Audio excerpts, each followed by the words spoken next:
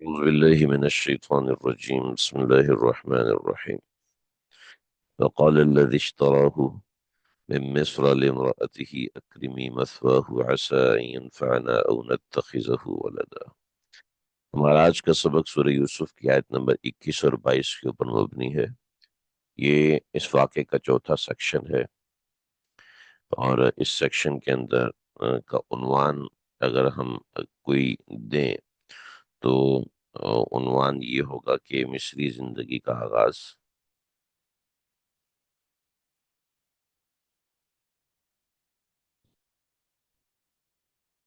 اعزاز، مصری زندگی کا آغاز اعزاز کے ساتھ۔ مصری زندگی کی سٹارٹنگ ہے اور انعام و اکرام کے ساتھ اللہ رب العزت نے یہاں شروع کرایا۔ سیدنا یوسف علیہ السلام کی لائف کو ہم ڈسکس کر رہے ہیں۔ اس کے اندر میرے لیے، آپ کے لیے، ہم سب کے لیے اسباق ہیں کہ کبھی ہماری قدر بہت زیادہ ہونے لگتی ہے، کبھی ہماری قدر بہت زیادہ گر جاتی ہے۔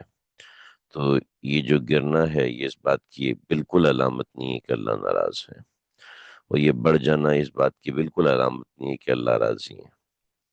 محض اپنی ویلیو بڑھنے سے یہ مت سمجھیں کہ اللہ مجھ سے راضی ہے، اور محض ویلیو ڈیکریز ہونے سے یہ مت سمجھیں کہ اللہ مجھ سے ناراض ہے۔ چنانچہ ایک طرف ہم نے دیکھا کہ بثمن بخس دراہم معدودہ، ایک طرف یہ، اور دوسری طرف مصر کے بڑے شخص نے خریدا، بھی ہم اس کو پڑھتے ہیں تو اتنے بڑے انسان نے خریدا تو ظاہری بات ہے وہ ویلیویبل ایک چیز کو خریدا جاتا ہے۔ بادشاہ جس چیز کو خریدتے ہیں وہ ویلیویبل ہوتی ہے، وہ ایویں کوئی گھٹیا قسم کی چیز نہیں ہوتی۔ البتہ قرآن نے بثمن بخس دراہم کو تو ذکر کیا، مگر اس کی تفصیل ذکر نہیں فرمائی کہ وہ کتنے پیسوں میں ذکر۔ ہاں، تو روایات میں اس کی تفصیل موجود ہے، تفصیلی روایات میں تفصیل موجود ہے، مگر قرآن مجید نے اس کی تفصیل نہیں بتائی۔ تو اللہ رب العزت عام طور پر جن چیزوں کا ذکر کرتے ہیں اور جن چیزوں کو حذف کر دیتے ہیں وہ آپ کے سامنے کھل رہا ہوگا کہ عام طور پر وہ چیزیں ذکر کی جاتی ہیں جو عبرت کی ہوتی ہیں۔ جب کشائش آ جاتی ہے، جب رستے کھلنے لگتے ہیں، تو ظاہری بات ہے عام طور پہ اللہ ایسی چیز کو ذکر نہیں فرماتے۔ تو حضرت یوسف علیہ السلام مصر آئے، اور یہ تیسرا حال ہمارا مکمل ہوا کہ کنعان میں کس بدحالی کے اندر گزرے، جان کا خطرہ ہو گیا، اور کس کس طرح کے معاملات ہوئے۔ تو کنعان میں آپ کے ساتھ یہ واقعہ پیش آیا، اور جبکہ آج کیا ہو رہا ہے، آج مصر میں بادشاہان سلطنت ان کو خرید رہے ہیں۔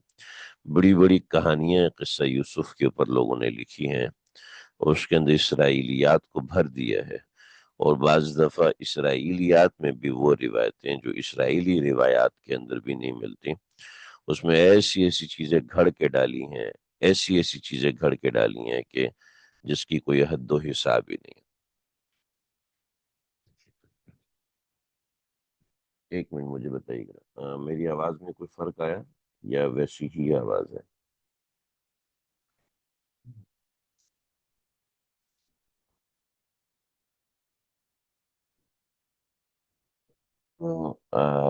حضرت یوسف علیہ السلام،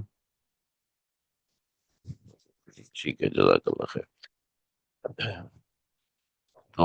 قال الذي اشتراه من مصر لامرأته وقال الذي اشتراه من مصر، اس سے آیت سے معلوم ہوا کہ حضرت یوسف علیہ السلام مصر پہنچے۔ سیدنا یوسف علیہ السلام مصر پہنچ گئے۔ بعض حضرات نے لکھا ہے کہ حضرت یوسف علیہ السلام کے بھائیوں نے یہ کہا کہ یہ غلام بھاگ جاتا ہے، لہٰذا اس کو باندھ کے رکھو، تو حضرت یوسف علیہ السلام کو باندھ کر لے کر گئے، اور مصر تک حضرت یوسف علیہ السلام نہایت ہی تکلیف اور کرب میں آئے۔ حضرت یوسف علیہ السلام نے اپنے بارے میں کچھ بھی کسی کو ذکر نہیں فرمایا کہ ڈرے ہوئے تھے اور ایسے معاملات تھے۔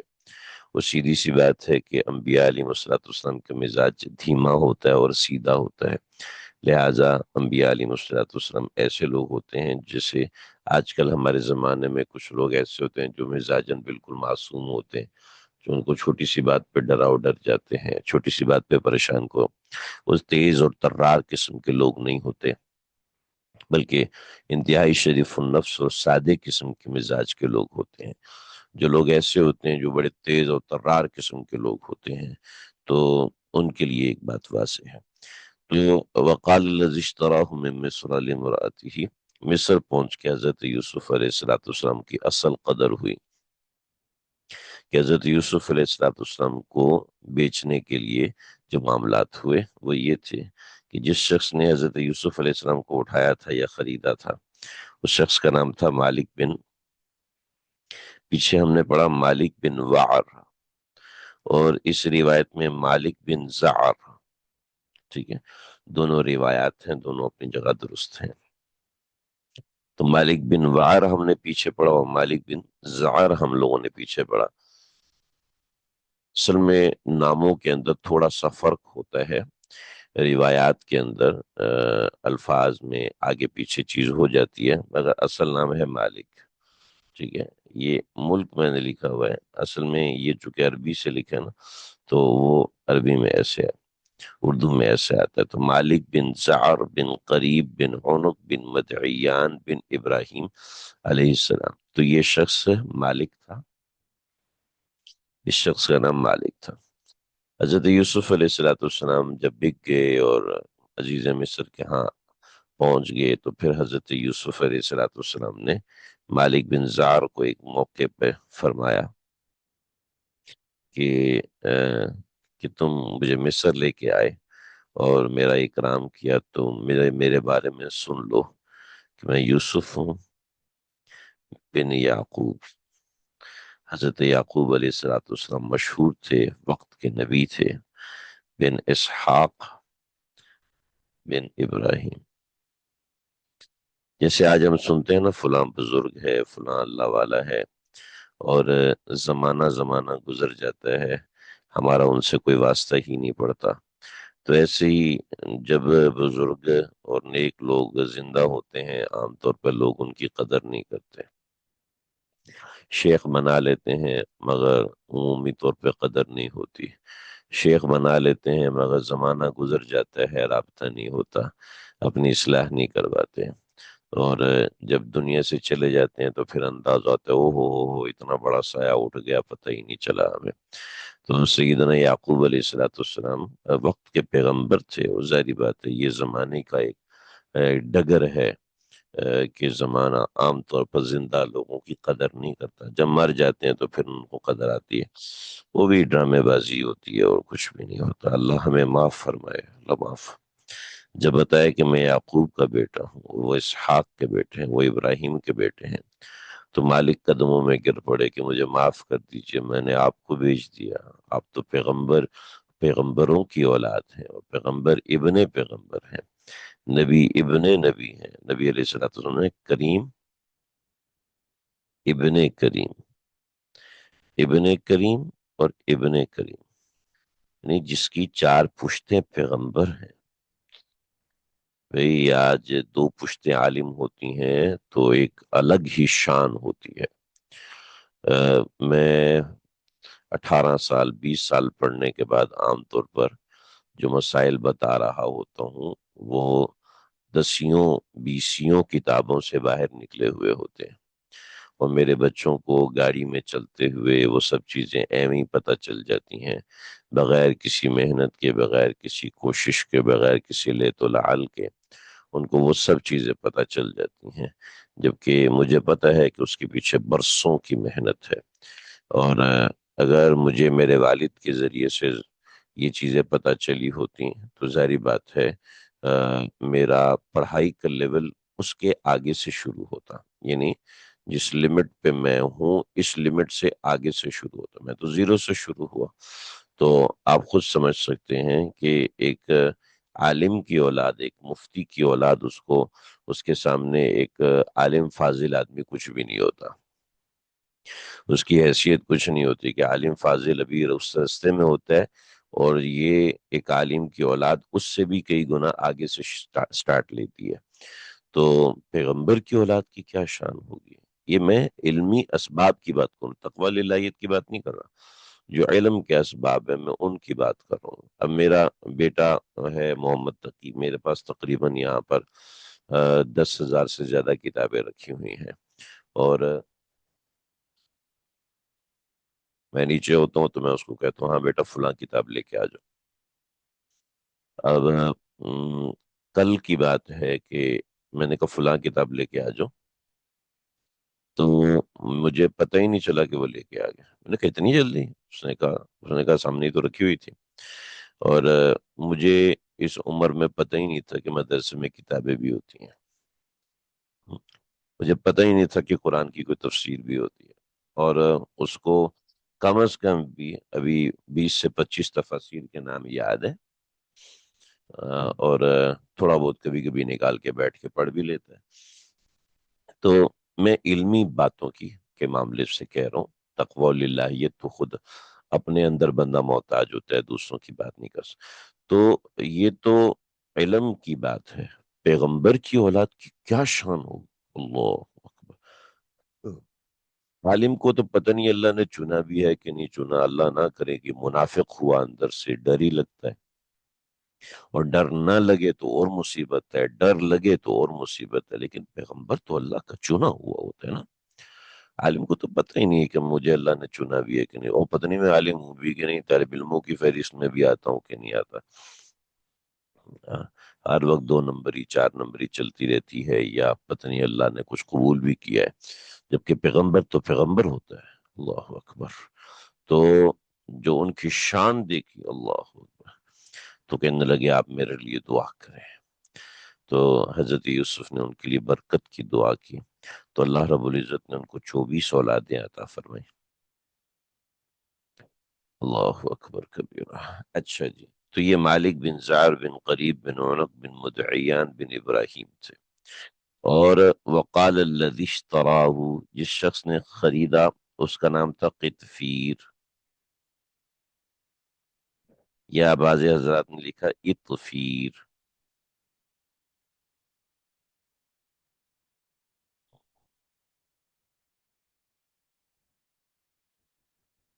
تو وقال الذی اشتراہ من مصر، جس شخص نے مصر میں خریدا، جس شخص نے مصر میں خریدا۔ اچھا، مصر جو موجودہ مصر نہیں ہے، بلکہ حضرت موسیٰ علیہ السلام جس مصر میں تھے، حضرت یوسف علیہ السلام جس مصر میں تھے، وہ مصر سے کچھ اوپر کا علاقہ ہے۔ میں کچھ چیزیں آپ کو دکھاؤں گا انشاءاللہ، چیزیں ہم مل کے سمجھنے کی کوشش کریں گے۔ اشتراہ من مصر لامرأتہ، اپنی بیوی سے کہا، اس کا نام رعیل بنت رعابیل ہے، بعض حضرات نے زلیخا ذکر کیا۔ دیکھیے زلیخا، زلیخا، اور بعض حضرات نے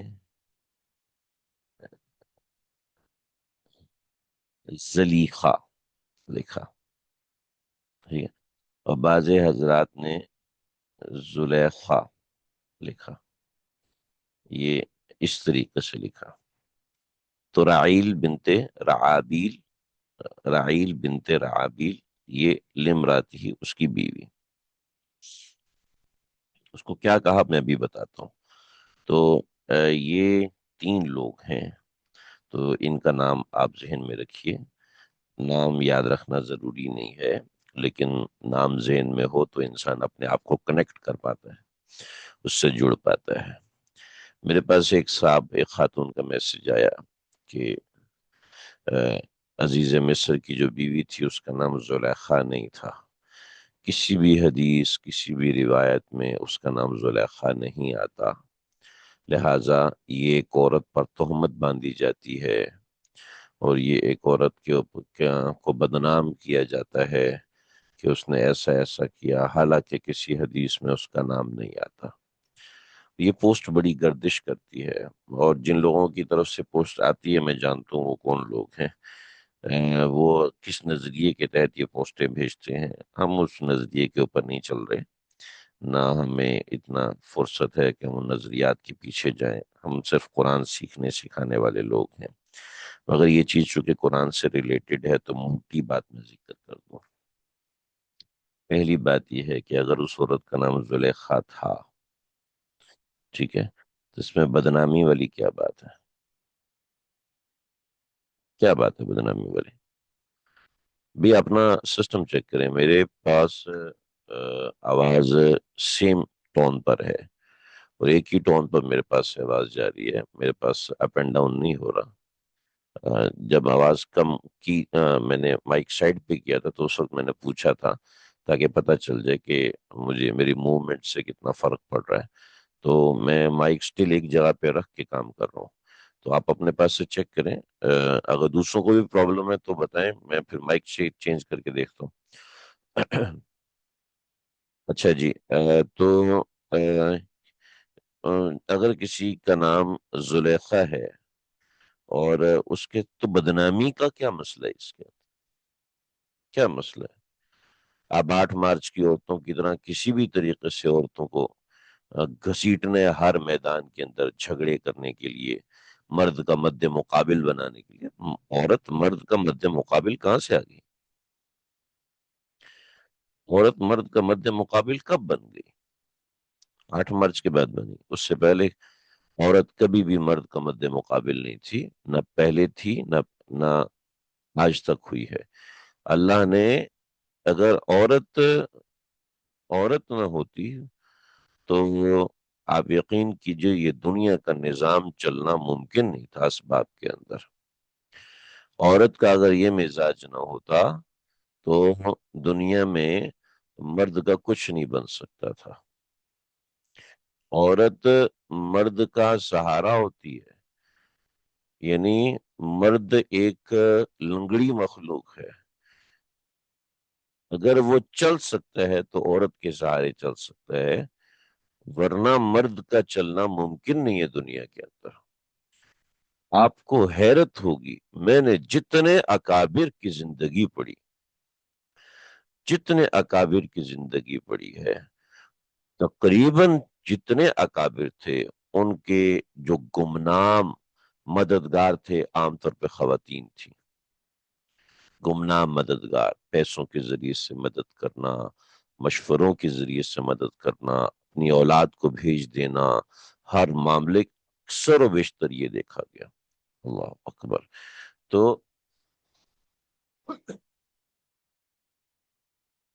ایسے بلا وجہ عورتوں کو ڈیگریڈ کرنا، عورت کو مرد کا مد مقابل بنا کے کھڑا کر دینا، ایک دوسرے کے معاون ہیں، ایک دوسرے کے شریک سفر ہوتے ہیں۔ یہ جو ہمارے ہاں فضا چلی ہے، میری آواز کوئی اتنی اونچی نہیں ہے کہ بڑے حلقوں تک جائے، لیکن کم از کم اتنا پتا ہو کہ عورت مرد کی معاون ہوتی ہے۔ کبھی عورت اپنے آپ کو اپنے شوہر کے، اپنے استاد کے، اپنے والد کے، اپنے بیٹے کے کمپیریزن میں نہ رکھے، چیک کرے کہ میں اس کے کمپیٹیبل ہو رہی ہوں کہ نہیں ہو رہی۔ عورت کا مقام بہت اونچا ہے، بہت اونچا ہے۔ نبی علیہ الصلوۃ والسلام کا ساتھ دینے والی ابتدا کی مشکل ترین اوقات میں حضرت خدیجہ تھی، مشکل ترین اوقات میں جہاں ابو بکر بھی نہ پہنچ سکے وہاں خدیجہ تھی، جہاں ابو طالب بھی نہ پہنچ سکے وہاں خدیجہ تھی۔ تو حضرت خدیجہ نے نبی علیہ السلام کا ساتھ دیا۔ جس وقت ساری دنیا حضرت موسیٰ کی دشمن تھی، اس وقت حضرت آسیہ نے حضرت موسیٰ کو پروٹیکٹ کیا۔ فرعون جیسا شخص کے مد مقابل آ کے کھڑے ہونے والی حضرت آسیہ تھی، اللہ نے اس کو ایک جگہ دی تھی، ایک مقام دیا تھا، فرعون سے پروٹیکٹ کیا۔ جب حضرت آسیہ شروع نہیں ہوئی تھی، حضرت آسیہ کی پروٹیکشن شروع نہیں ہوئی تھی، تو اللہ رب العزت نے حضرت موسیٰ کی پروٹیکشن کلثوم سے کروائی جو ان کی بہن تھی، اور جب پیدا ہوئے تھے اور کلثوم بھی نہیں تھی اس وقت، تو اس وقت ان کی پروٹیکشن ان کی والدہ نے کی۔ وَأَوْحَيْنَا إِلَىٰ أُمِّ مُوسَىٰ، اللہ ان کے والد کو بھی تو الہام کر سکتے تھے، والد موجود تھے نا، والد کو فکر نہیں ہے۔ محافظ تو والد ہوتا ہے. تو ایسے بلا وجہ ایک فضول قسم کی بات کے اوپر اس نوعیت کی چیزیں ہوتی ہیں. لیکن پھر بھی خواتین مرد بنتی ہیں گھروں میں معاملہ ٹھیک. جی ہاں بالکل صحیح آپ نے کہا، گھر میں ایک مرد ہونا چاہیے. جن گھروں میں خواتین مرد بنتی ہیں، ہاں یہ تو سیدھی سی بات ہے، معاون بننا چاہیے، سربراہ نہیں بننا چاہیے، ہیڈ آف ڈپارٹمنٹ نہیں بننا چاہیے، معاون بننا چاہیے. اللہ نے عورت کو معاونت کے لیے پیدا فرمایا ہے. اور ذہن میں رکھیے، معاون جو کام کر سکتا ہے وہ ہیڈ آف ڈپارٹمنٹ نہیں کام کر سکتا. خیر یہ بڑی ایک الگ بحث ہے، ہم اس میں نہیں پھنسنا چاہتے، نہیں پڑھنا چاہتے. تو لیکن بتانا ضروری اس لیے تھا تاکہ سمجھ میں آئے کہ بلا وجہ ایک فضول قسم کی بات کو ٹریک کیا جاتا ہے. اصل میں جو زلیخا تھا وہ ایک لقب تھا، اور لقب تھا ملکہ حسن. جیسے آج آج مس ورلڈ کا خطاب ہے، تو اس وقت زلیخا کا خطاب ہوا کرتا تھا. نام ان کا رائل بنت رعابیل تھا، اور مس ورلڈ جو تھا اس کے لیے لفظ زلیخا استعمال ہوتا ہے جہاں تک میری معلومات ہے. تو اس لیے اگر اس کو بعض روایت میں جیسے کہ ابن کثیر نے زلیخا کہا ہے یا زلیخا کہا ہے تو وہ بھی غلط نہیں ہے. اور رعابیل، رعیل بنت رعابیل کہا وہ بھی غلط نہیں، اپنی جگہ پر ٹھیک ہے. یہ تین شخصیات تھیں جن کا تعارف کرانا ان آیات کے لیے ضروری تھا. یہ بات سمجھ میں آ گئی. اب ہم معنی کی طرف جاتے ہیں. وقالا، اور کہا، الذی اس شخص نے، وقالا کہا، الذی اس شخص نے، اشتراہ جس نے حضرت یوسف کو خریدا تھا.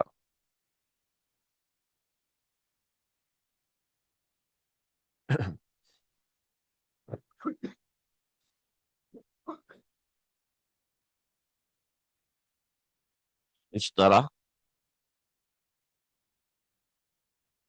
خریدا، ہو اس کو، یعنی حضرت یوسف علیہ السلام کو. جس شخص نے حضرت یوسف علیہ السلام کو خریدا تھا. کہاں خریدا تھا؟ میں مصر، مصر سے یا مصر میں، یعنی حضرت یوسف علیہ السلام وہاں سے مصر پہنچ گئے. ابھی دکھاتا ہوں، یہ ہمارا سارا ڈرائنگ خراب ہو جائے گی تو اس لیے میں. لمرأتہ، اس نے کہا، لمراتی اپنی بیوی سے، لمراتی ہی اپنی بیوی سے کہا. جلالین میں لکھا ہے کہ جو عزیز یہ قطفیر بن دحیب. اچھا، وقال الذی اشترى، اس کا تو میں نے بتایا نہیں. یہ قطفیر بن بتایا ہے لیکن ایک چیز میں رہ گئی، قطفیر یا اتفیر. اور یہاں پر جو میں نے حوالہ دیا ہے اس میں ہے دوہیب. اچھا یہاں حوالہ نہیں دیا ہوا، حوالہ میں نے آگے دیا ہوا ہے، یہاں صرف میں نے نام لکھا ہوا ہے. اور در منصور میں ہے روہیب. ٹھیک ہے، تو یہ تھوڑا سا فرق ہے، دونوں کا معنی ایک ہی ہے. تو اس نے اپنی بیوی سے کہا، وقال الذی اشتراہ من مصر لامرأته، قطفیر نے اپنی بیوی زلیخا سے کہا.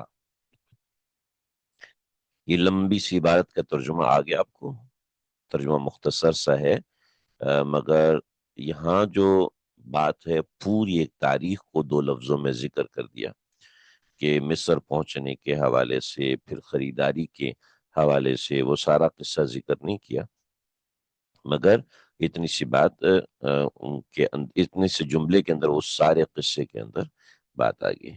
عزیز مصر نے یوسف علیہ السلام کے ہم وزن سونا، چاندی، مشک اور ریشمی کپڑے دے کر حضرت یوسف علیہ السلام کو خرید لیا تھا، جس کا وزن 400 ریتل تھا. ایک ریتل 90 مسقال کا ہوتا ہے، اور مسقال 4.5 ماشے کا. اس حساب سے ان چیزوں کا وزن 4 من 8 سے 6 ماشا ہوتا ہے۔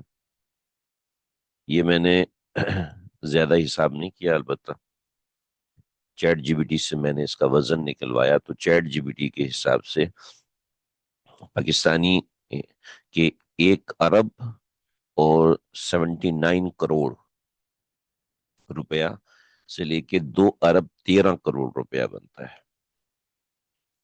اور 6.33 ملین ڈالرز سے لے کے 7.51 ملین ڈالر یہ حضرت یوسف علیہ السلام کی قیمت لگی تھی اس وقت جب اس کو خریدا گیا۔ تو یہ خریداری کے بعد عزیز مصر جو تھے ان کا ایسا تھا کہ ان کی اولاد نہیں ہو سکتی تھی۔ یہ علامہ جلال الدین نے لکھا ہے،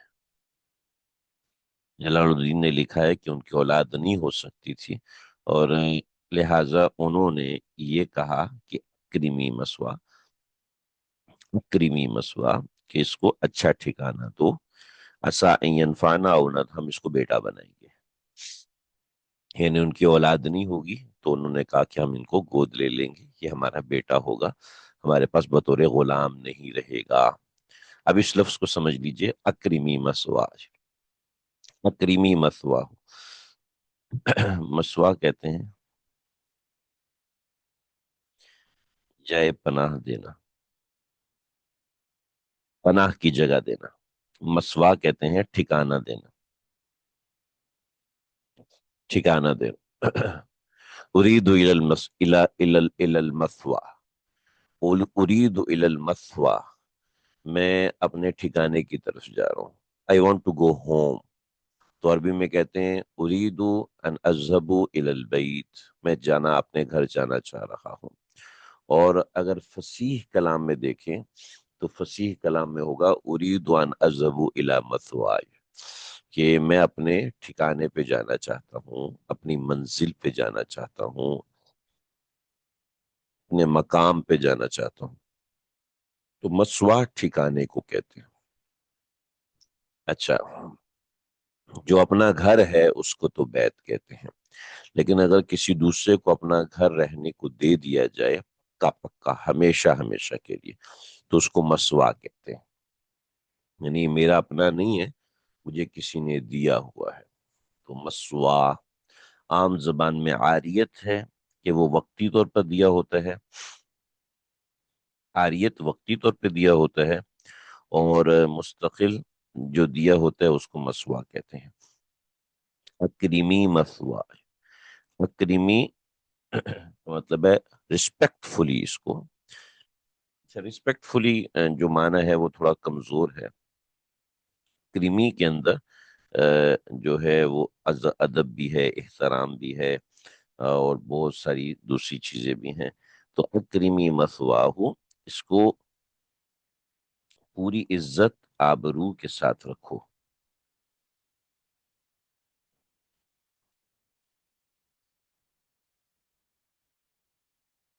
پوری عزت آبرو کے ساتھ اس کو رکھو۔ عسیٰ امید ہے، ان ینفعنا کہ یہ ہمیں نفع دے، او یا پھر نتخذہ ولدا، ہم اس کو اپنا بیٹا بنا لیں۔ ٹھیک ہے، تو بیٹا بنانے کا اس لیے کہا تھا کہ اس کی اولاد نہیں ہو سکتی تھی۔ سیدنا ابن مسعود رضی اللہ تعالیٰ عنہ فرماتے ہیں کہ 3 لوگ ایسے ہیں جو دنیا کے سب سے زیادہ سمجھدار ترین، کہ دنیا میں ان سے زیادہ سمجھدار کوئی نہیں آیا، تو 3 لوگ دنیا کے سب سے زیادہ سمجھدار ہیں۔ ایک حضرت ابو بکر رضی اللہ عنہ، کہ حضرت عمر رضی اللہ تعالیٰ عنہ کو انہوں نے پہچان لیا اور خلافت دے دی، اور حضرت عمر نے پھر اسلام کو جو پھیلایا ہے سارے عالم میں، کہ 22.5 لاکھ مربع میل تک اسلام پہنچ گیا، 22.5 لاکھ مربع میل، یہ حضرت ابو بکر کی فراست تھی۔ تو 3 لوگ، پہلا یہ۔ دوسرا، حضرت شعیب علیہ السلام کی بیٹی، کہ اس نے پہلی نظر میں حضرت موسیٰ کو پہچان لیا، ایک مرتبہ حضرت موسیٰ کو دیکھا، انہوں نے ڈول سے پانی نکالا، پورے مصر کے اندر حضرت موسیٰ گھومتے رہے مگر کسی نے پہچانا نہیں، لیکن حضرت شعیب کی بیٹی نے ایک نظر میں دیکھ کے پہچان لیا کہ حضرت موسیٰ صاحب کمال ہیں۔ یہ پہچاننے والی نظر کسی کسی کی ہوتی ہے، ہر کسی کو یہ نصیب نہیں ہوتا۔ تو حضرت شعیب کی بیٹی نے، یہ اللہ کی طرف سے ہوتا ہے، ایسا نہیں کہ میرے اختیار کی چیز ہے، جو دل سے عزت کرنا جانتے ہیں دوسروں کی، اللہ ان کو یہ نصیب فرماتے ہیں، جو ہر کسی شخص کی عزت کرتے ہیں۔ تو یہ گوہر نایاب ایسے لوگ ہوتے ہیں۔ حضرت ابوبکر نے پہچان لیا حضرت عمر کو، حضرت شعیب کی بیٹی نے حضرت موسیٰ کو ایک نظر میں پہچان لیا۔ اور تیسرا یہ عزیز مصر قطفیر، قطفیر، اچھا بعض حضرات نے اس کو لکھے قطیفار، تو قطیفار اور قطفیر ایک ہی ہے، بس پروننسیشن تھوڑا سا مختلف ہے۔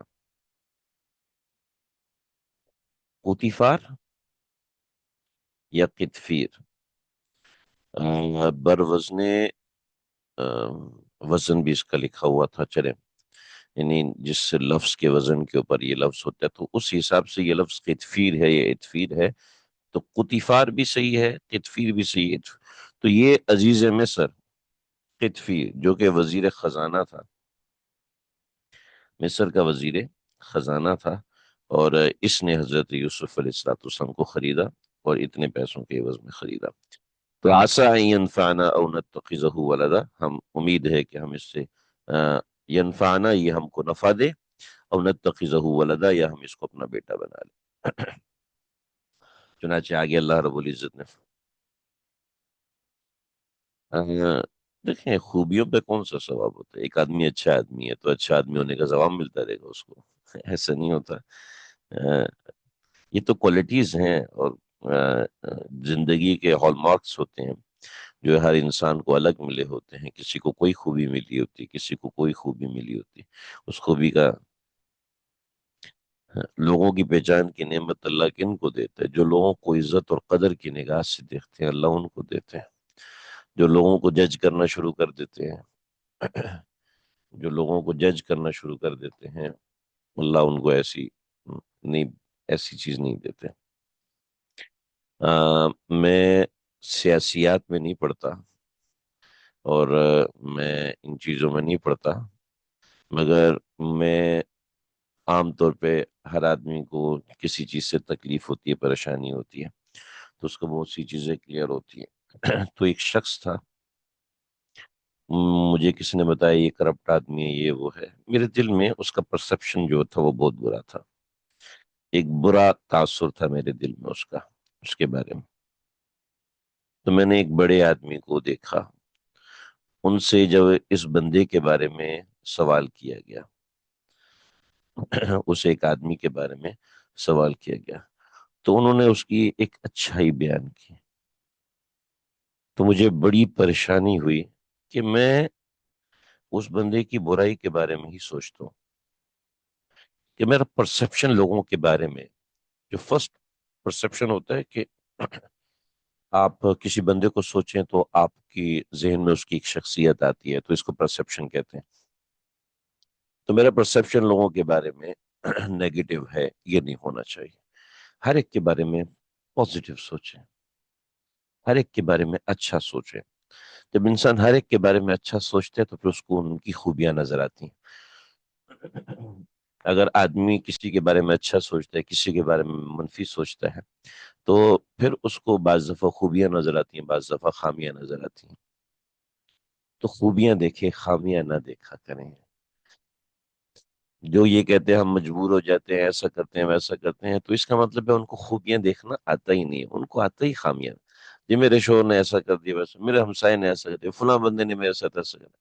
آپ کو خوبیاں دیکھنی نہیں آتی، آپ اپنی اس عیب کو دوسروں پہ ڈال دیں۔ تو جو لوگوں کی عزت قدر کرنا جانتے ہیں اللہ ان کو دیتے ہیں۔ یہ آپ کے سوال کا جواب۔ وَكَذَلِكَ، اور اسی طریقے سے،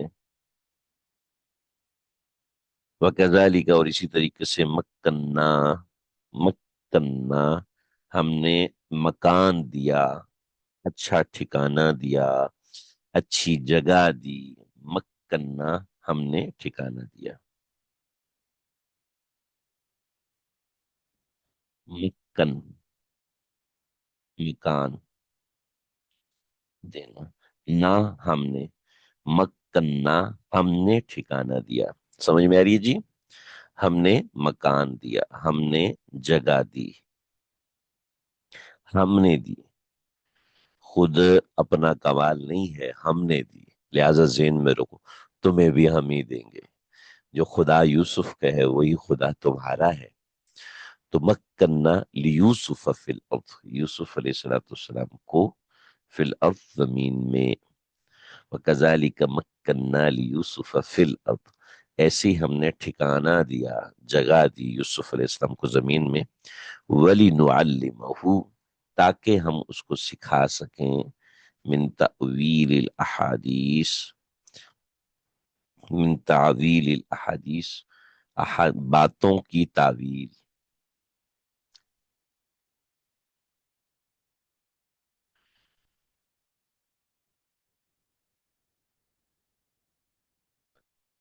لنعلمہ من تأویل الاحادیث، باتوں کی تعویل،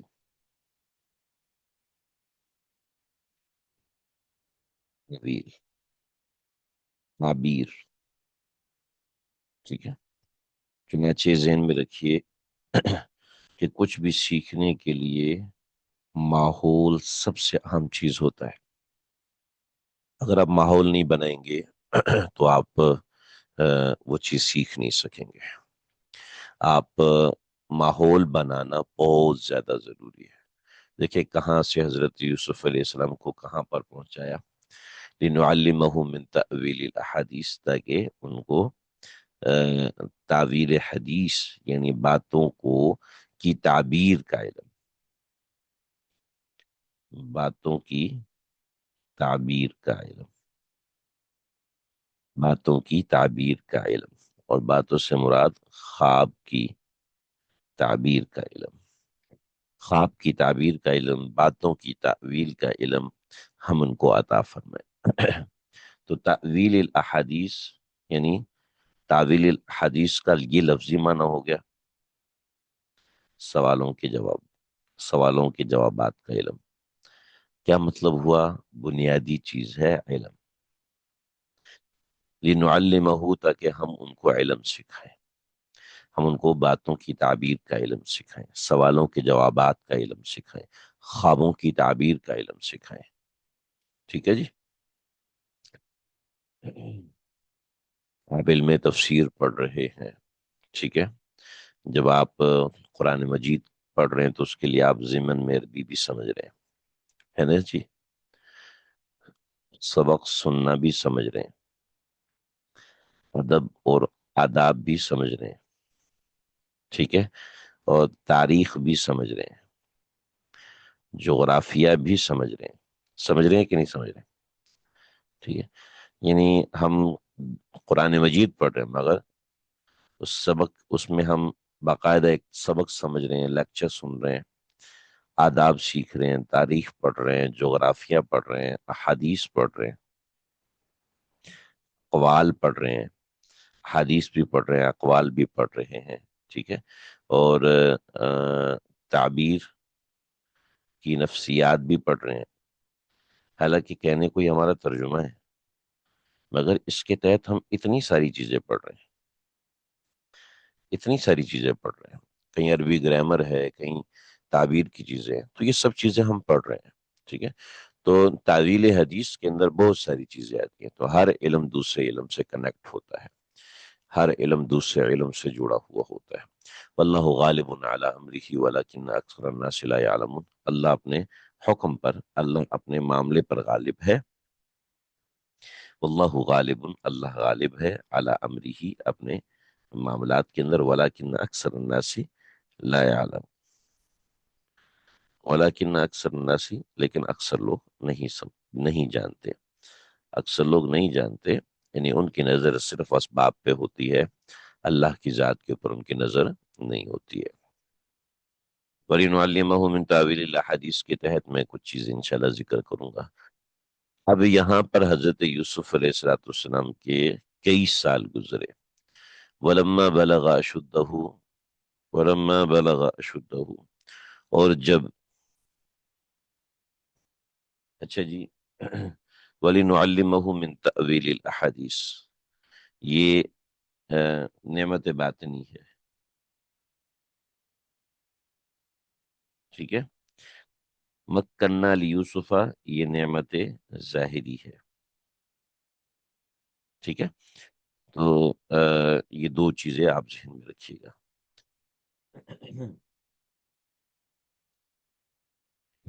اب مصری زندگی کے اندر جو حضرت یوسف علیہ السلام کا جسمانی ارتقاء تو ہوا، یعنی جسمانی اعتبار سے آپ بڑے ہوئے، عقل مند ہوئے، سمجھدار ہوئے،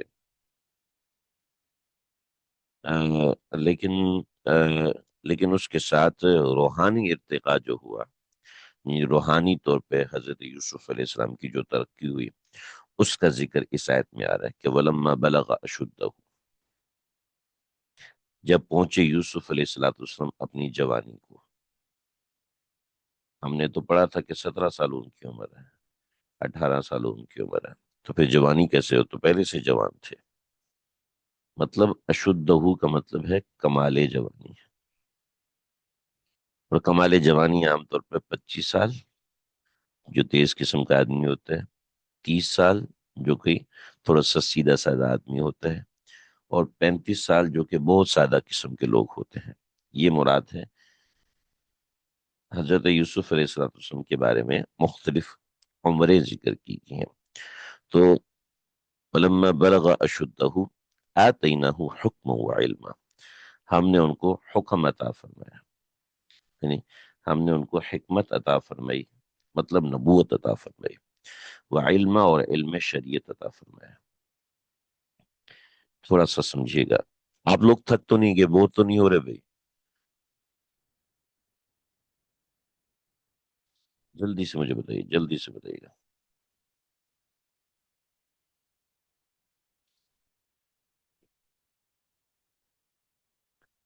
ٹھیک ہے، جزاک اللہ خیر۔ ہو بھی رہے ہوں گے تو ہم کیوں بتائیں گے بھائی؟ حکم و علم، مجھ سے بھی استاد پوچھتے تھے تھک تو نہیں گیا، ہم کہتے تھے نہیں جی نہیں تھکے۔ لیکن بات یہ ہے کہ ایسی بات اس لیے کرنی پڑتی ہے تاکہ تھوڑا سا دھیان ڈائیورٹ ہو جائے۔ حکم، حکمت، ٹھیک ہے، اور علم، ٹھیک ہے۔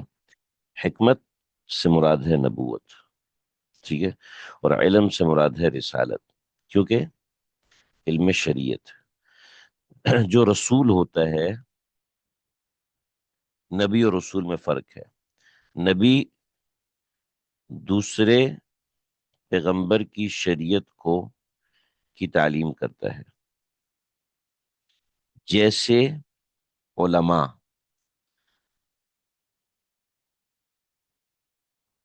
جیسے علماء پیغمبر کی نبوت کی تبلیغ کرتے ہیں، تو ایسے نبی مبلغ ہوتا ہے، اس کو وحی الہی ملتی ہے مگر اس کو شریعت نہیں ملتی، اس کو علم نہیں ملتا۔ یعنی علم تو ملتا ہے مگر علم شریعت نہیں ملتا، ٹھیک ہے۔ اور چنانچہ حکم و علم، علم سے مراد علم شریعت ہے۔ تو حضرت یوسف علیہ السلام دوسری شریعت لے کر آئے تھے جو کہ پہلی شریعت سے منفرد تھی۔ اس کی تفصیل آگے آئے گی جب حضرت یوسف علیہ السلام کے بھائیوں نے کے سامان سے پیالہ نکلا، اور اس کے ساتھ اس کے تحت جو چیزیں آئیں وہ آئیں گی۔ وَكَذَلِكَ نَجْزِي الْمُحْسِنِينَ، ذہن میں رکھے کہ صرف ایسا نہیں کہ ہم ہی نے انتخاب کیا، بلکہ خود یوسف علیہ السلام ایسے نیکوکار تھے، تو اسی طریقے سے ہم نیکوکاروں کو بدلا دیتے ہیں۔ یہاں تک بات کلیئر ہو گئی؟ بات سمجھ میں آ گئی؟ کوئی سوال ہو تو آپ لوگ کر لیجئے۔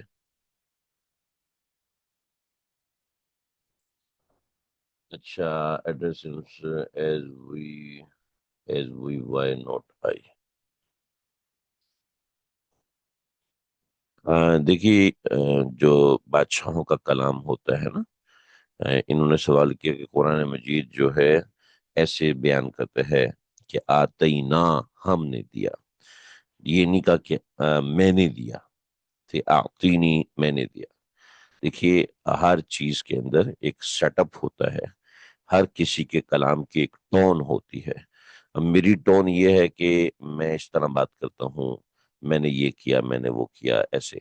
लेकिन बादशाह जो होते हैं ना, वो इस टोन में बात नहीं करते। वो ये कहते हैं हमारे लिए खाना लगाया जाए। बादशाह इस टोन में बात करते हैं। मैं जब तीसरी क्लास में था तो हमारी एक टीचर थी, वो इस तरह बात करती थी, अरे अरे हम तो आज बहुत थके हुए हैं। अरे हमारे सर में आज बहुत दर्द है। तो वो हमारी टीचर को इतनी अच्छी थी कि हमने वो सारी चीजें अडॉप्ट कर ली। मैं दूसरे स्कूल में गया तो वो जो है मेरी कॉपी टीचर ने रख ली, तो मैंने कहा मैडम हमारी कॉपी नहीं मिली।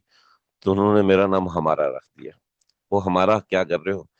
तो बहुत से लोग इस टोन में बात करते हैं। और अब जरूरी नहीं कि वो मेरी ही टोन में बात करें। तो ये बात करने का तर्ज है। उस तर्ज कलाम के अंदर किसी नोयत का कोई ऐसा नहीं है। तकदीर इंसानी और इंसानी इख्तियार के ताल्लुक पर रोशनी डालती है कि बज़ाहिर बुरे वाकयात भी अल्लाह की हिकमत के तहत खैर में बदल सकते हैं। बहुत अच्छी बात की, बहुत अच्छी बात की। ये जो चैट सेक्शन है उसमें देख रहे हैं, ये बड़ी अच्छी बात की है। इसको आप नोट कीजिए कि बहुत सी ऐसी चीजें जो बुरे वाकयात होते हैं मगर उसमें अच्छाई आती है। चुनाचे नबी अलैहिस्सलाम को इसमें तसल्ली है कि अगर आपकी जिंदगी में सख्त वक्त है तो सख्त वक्त ऐसा नहीं है कि कोई ऐसा। नबूवत किस उम्र में मिली, वो ये लिखा ना, 30 साल, 35 साल, 33 साल, 40 साल, ये मुख्तलिफ रिवायात हैं। तो इनमें से किसी उम्र में हजरत यूसुफ अलैहिस्सलाम को नबूवत मिली। बाज़ हजरात ने कहा कि आते ही ना जब हजरत यूसुफ के जिस्म में ताकत और ये चीज आ गई, तो उससे मुराद 30 साल की उम्र में भी हो सकता है। मगर उमूमी तौर पे अल्लाह रब्बुल इज्जत ने तमाम पैगम्बरों को 40 बरस की उम्र में नबूवत दी है। हजरत यूसुफ को भी इसी उम्र में दी होगी या किसी दूसरी उम्र में दी होगी, उसके बारे में कुछ भी वाज़ेह नहीं है। मुख्तलिफ अकवाल हैं, 30, 33, 35, 40 ये अकवाल हैं। रसूल को नबी क्यों कहते हैं? इसलिए कि नबी तो मुतलक उसको कहते हैं जिस पर वही नाजिल होती है। और रसूल उसको कहते हैं जिसको वही के साथ साथ एक शरीयत भी अता की होती है। ठीक है। जैसे बहुत से लोग हैं वो मेरे सिर्फ बयानात सुनते हैं, इस्लाही बयानात सुनते हैं। ठीक है। और कुछ ऐसे हैं जिनको मैंने जिक्र दिया हुआ है, जिनको मैंने अमाल दिए हुए हैं। ठीक है। कुछ ऐसे हैं जिनको मैं पढ़ाता हूँ। ठीक है। तो जिनको मैंने जिक्र दिया, अमाल दिए, उनसे मैं पूछता हूँ, वो मुझे अपने अहवाल बताते हैं। और जो सिर्फ बयान सुनते हैं वो सिर्फ बयान सुनते हैं। ठीक है। तो ऐसे ही पैगंबर नबी वो होता है जिसके ऊपर सिर्फ नबूवत उतरती है। और रसूल वो होता है कि नबूवत के साथ उसको शरीयत भी दी हुई होती है। तो इस वजह उसको उसको नबी भी कहते हैं, उस वजह से उसको रसूल भी कहते हैं। उसके बाद दोनों चीजें होती हैं। शरीयत से मुराद आसमानी कुतुब और सहीफे हैं। देखें, शरीयत सिर्फ किताबों पर मुहित नहीं है। अल्लाह रब्बुल इज्जत ने जो रसूल भेजे हैं ना, उन रसूलों की तादाद है 313। 313 रसूल हैं। यानी 313 शरीयतें नाजिल हुई हैं। किताबें सिर्फ 4 नाजिल हुई हैं। और सहीफे जो हैं वो 101 नाजिल हुए हैं। गालिबन मुझे अब ज़हन से निकल गया। जिनमें 99 सहीफे हजरत मूसा पर उतरे और एक किताब उतरी है। और 2 सहीफे हजरत इब्राहिम पर उतरे। अल्लाह ताला आलम इस बात में कितनी सच्चाई है, कोई ऐसा नहीं है कि यही हार्ड एंड फास्ट है। मैंने शायद पढ़ा 101 या 106 تو مختلف صحیفے ہیں، جبکہ شریعتیں 313 نازل ہوئی ہیں، ٹھیک ہے۔ اچھا، اس شریعت میں کیا فرق ہے وہ میں نے ذکر کیا کہ انشاءاللہ وہ آگے آئے گا، جب حضرت یوسف علیہ السلام کے بھائیوں کے سامان میں سے پیالہ نکلا تھا تو اس کی بات آئے گی۔ اللہ نے کیا ہے تو اس میں ہمارا اپنا تو کوئی دخل نہیں، تو کوئی پیغمبر بنا تو اللہ کی مشیت سے، تو یوسف کا کیا دخل؟ دیکھیں،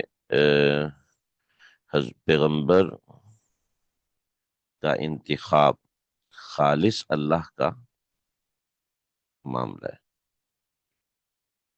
ٹھیک ہے، خالص اللہ کا معاملہ ہے، مگر اس معاملے سے پہلے آزمائش آتی ہے، آزمائش میں سچا ثابت ہوتا ہے تبھی پیغمبر منتخب ہوتا ہے، آزمائش میں غلط ثابت ہو تو وہ پیغمبر منتخب نہیں ہوتا، یاد رکھیے، کیونکہ ایسے بہت سے واقعات گزرے ہوں گے کہ جن کو اللہ نے موقع دیا ہوگا اور وہ اس میں ناکام ہوئے ہوں گے تو اللہ نے ان کو نبوت کے راستے سے ہٹا دیا ہوگا، یقیناً ایسے معاملات ہوں گے۔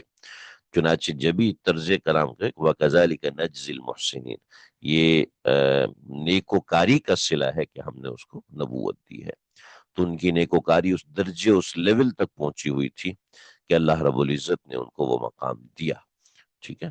اس کے بعد کچھ لوگ، کوئی بھی بندہ ایسا نہیں ہے جن کی نیکوکاری اس درجے کو نہ پہنچی ہو، کی بات ہے۔ حضرت یوسف کو حکم اور علم جوانی میں کیوں عطا کیا؟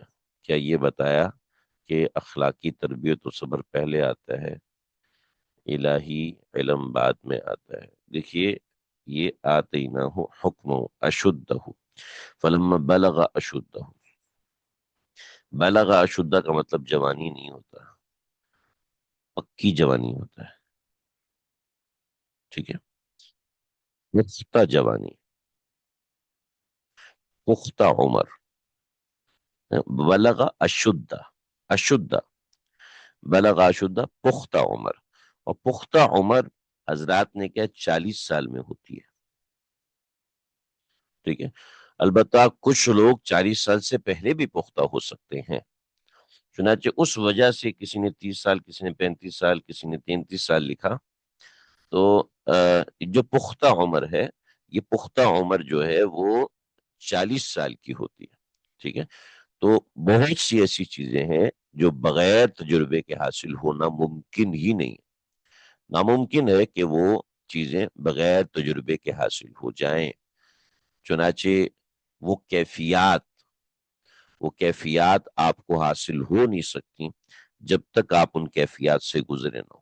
ایک شخص ہے جو کہ جس کے والدین کا انتقال ہوا ہے، ٹھیک ہے، مجھے پتا ہے کہ جب والدین، میری والدہ حیات تھی، اس وقت کوئی اطلاع دیتا تھا تو کیا حال ہوتا تھا، اور ابھی کوئی اطلاع دیتا ہے تو کیا حال ہوتا ہے، دونوں میں زمین آسمان کا فرق ہے۔ تو چاہے کو کتنا ہی پڑھ لے، چاہے کو کتنا سمجھ لے، کچھ سمجھ نہیں سکتا جب تک اس کیفیت سے نہ گزرے، تو ہر چیز کے لیے ایک عمر ہوتی ہے،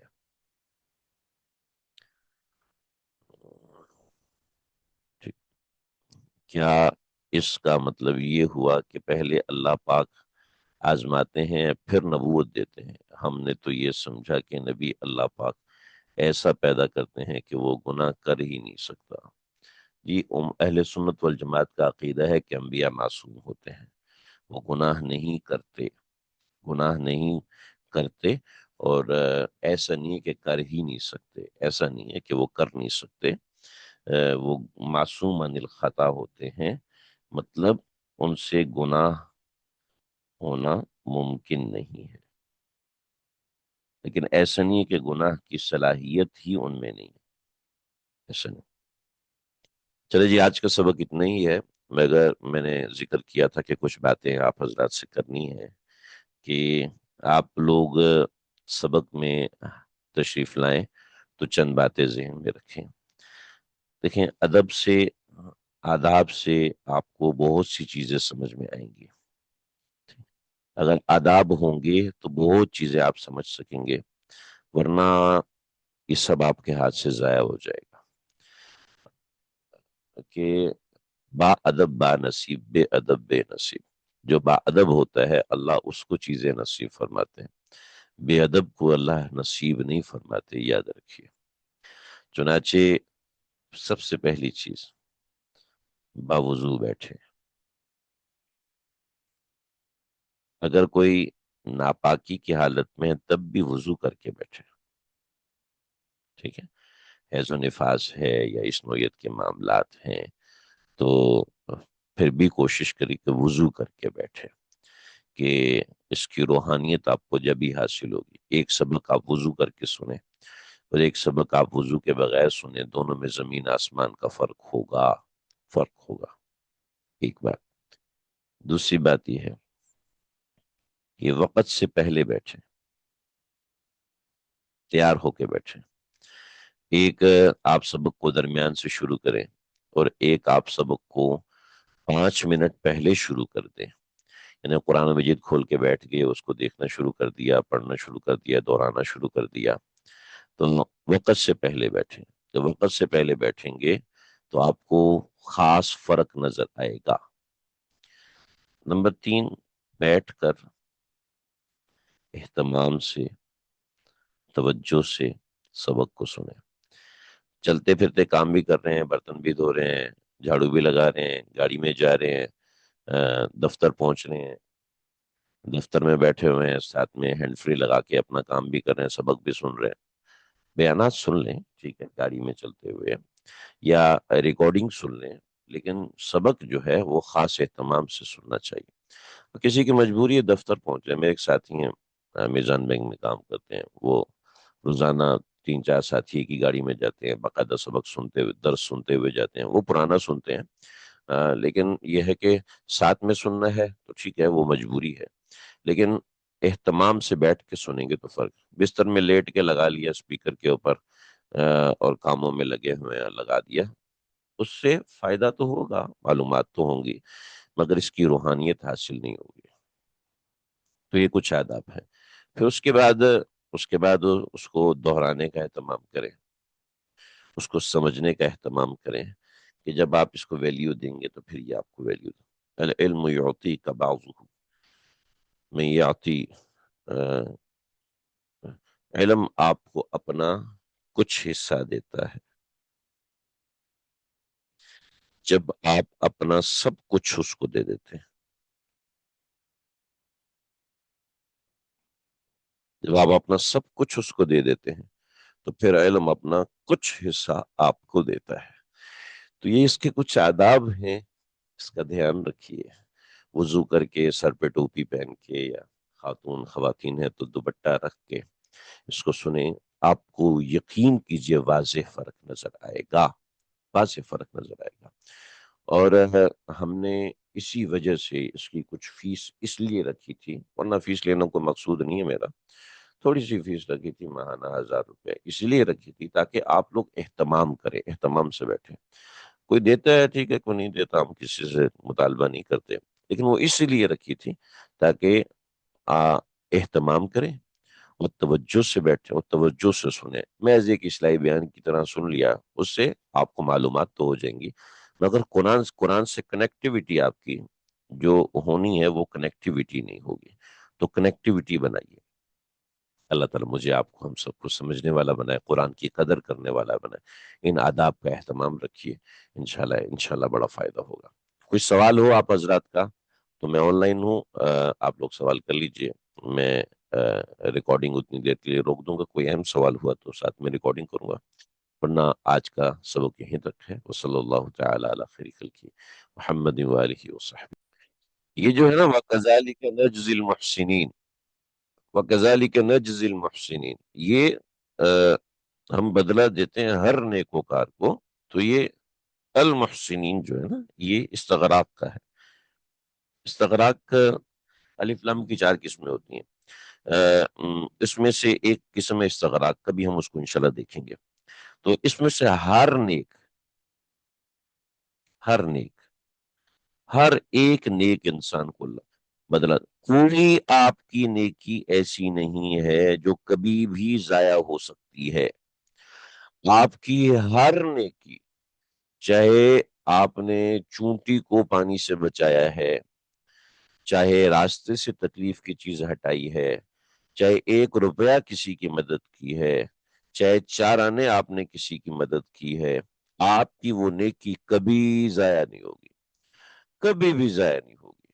وَكَذَلِكَ نَجْزِي الْمُحْسِنِينَ، استغراق ہے الف لام بتا رہا ہے کہ اللہ بدلہ دیتے ہیں، کوئی نیکی آپ کی ضائع، حتیٰ کہ اگر کوئی شخص کافر ہے اور اس نے کوئی نیکی کی ہے تو اس کو بھی اس نیکی کا بدلہ ملتا ہے، دنیا میں مل جاتا ہے یا آخرت میں عذاب کم کر کے ملتا ہے، مگر اس کو اس کی نیکی کا بدلہ مل جاتا ہے، ایمان کی شکل میں مل جاتا ہے یا کچھ بھی ہے، نیکی کا بدلہ مل کے رہتا ہے، چاہے اب نیکی کرنے والا کافر ہے، نیکی کرنے والا مسلمان ہے، کوئی بھی ہے، تو نیکی کا بدلہ ہر حال میں ملتا ہے اور مل کے رہتا ہے۔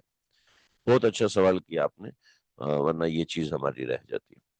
کوئی اور سوال ہو تو آپ بتا دیجیے۔